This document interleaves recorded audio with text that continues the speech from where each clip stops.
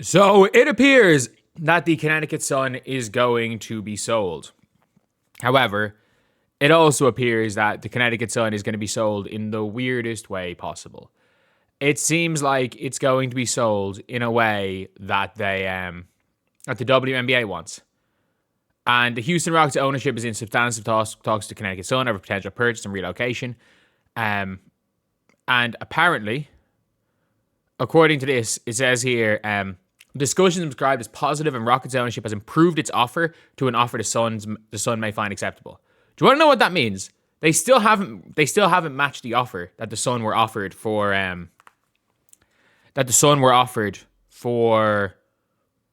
by the state of Connecticut. They may find it acceptable. The league has blocked the Connecticut Sun from selling to anyone other than Houston. Am I the only one that thinks that's wild? Who thinks that's absolutely wild? That the league has actually gone and blocked the sale to anyone other than Houston. Because, like, again, it's one thing if it turns out that, they can sell it to whoever they want. But it's like, no. They were only allowed to sell to Houston. Anyone other than Houston, it was basically nope, you're not allowed to sell that. And for me, I personally think that is that's something that I cannot believe the Connecticut Sun owners haven't taken the WNBA to court. I actually can't believe it. I am shocked that they haven't taken the WNBA to court. Because at the end of the day, this is madness. You're basically, and this isn't something close. Like, by the way, the Houston offered, as far as I'm aware, the initial offer was something like 150 million less than what the state of Connecticut offered to keep it in Connecticut. So it's not like it was an insignificant amount of money. It was about 150 million less. And yeah, they just said, you know what? Nah, it doesn't really matter. It doesn't really matter. We're not letting you sell it. And they basically were like, we're not letting you sell it because if you sell the team, then they don't have to pay a relocation fee. So, if you sell the team and whoever it is wants to relocate, they have to pay the league $200 million to relocate the team. So then obviously Boston pulled out. And then Connecticut were in. And they said Connecticut didn't put in for expansion. It's like, why the fuck would Connecticut want an expansion? Or why would Hartford want an expansion team? It's like 20 miles down the road. And then the state of Connecticut said they would buy the team and keep them playing in the same arena. And then the WNBA said no. The WNBA has done everything they can to take the team out of Connecticut, which is, is what, the biggest market for women's sports in the world historically? Or in women's basketball? Because of UConn?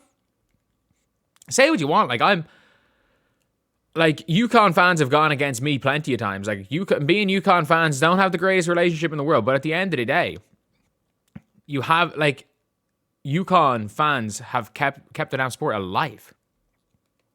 The Connecticut Sun fans kept the sport alive.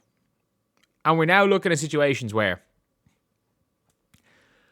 you've now got these players, or you've got this organization that now has to sell to Houston. The league only let them sell to Houston. Now it's like, the offer may be acceptable. The Comets deserve an expansion franchise, not a relocation one. And by the way, let's not forget, did Tillman Fertitta not own the Comets? It is corruption. It is maybe corruption. It's not. I hope a resolution of franchise future can be determined for free agency. But with all but two league veterans out on the contract, exact time of free agency, it's uncertain as the league and union. There might be a free agency. I think there's bigger problems in this. I think there's bigger problems from it. They went from thinking they move a little bit away to Boston. It wasn't even the Boston thing. It literally was like, okay, yeah. But that's the thing. the WNBA wants Boston to pay, in 10 years' time, $500 million. But they're like, with the assumption that WNBA franchises are going to be worth that.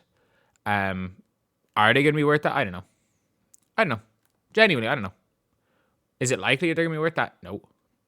I have no idea. It could end up being a case that, there'll be a team in Boston. There's going to be a team in Boston eventually. But, of all places to lose a team, the Connecticut Sun was a poverty franchise. We can all be in agreement with that. Slightly less poverty than the Chicago Sky, but still a poverty franchise. But at the end of the day, they still had fans, and they still had a lot of them. Like, their fans were legit. They legitimately had fans. They were one of the few places in Caitlin Clark's rookie season that weren't all Fever fans. So for them to lose their team, for that state to lose their team, because basically, not even because of the owners. It's not even to do with their owners. It's not even like a Milton Keynes Dons. It's not even like the MK Dons where owners came in and moved the team. They have done everything they can to keep the team local at least. At least local. And now they're going to not only be, it's not only going to be a case where they're no longer the Connecticut Sun, but that team's not going to exist. Like, the league blocked the Connecticut Sun from being the Connecticut Sun. And do you want to know why the league blocked it? Because there's a rule that if it's like less than 100 miles or something, you can't pay relocation fees. It is not a relocation. And Hartford would not be a relocation. Or if they sold to Connecticut, if it went to Boston, they have to pay the fee. If they sold to Connecticut, they wanted the money from Boston. And by the way, the reason why this has to go out of Connecticut is they want that money. They want that expansion money. No Adalza, I genuinely mean it. The NBA is trying to secure their ownerships and more control of W's teams. Isn't that what the Tribe stepped in the first place in the league struggling financially? And that's the thing, is if, like, hypothetically, I hope it doesn't happen. Touch wood, it doesn't happen. But if it turns out that the Houston or the WNBA goes to shit, which there is a chance. I don't care what anyone says about, the league's trending this way. The league was going a little bit spiked. Little bit. And the fact is that if Caitlin Clark either doesn't have the greatest season in the world or she gets injured before the start of the season, we have to be real.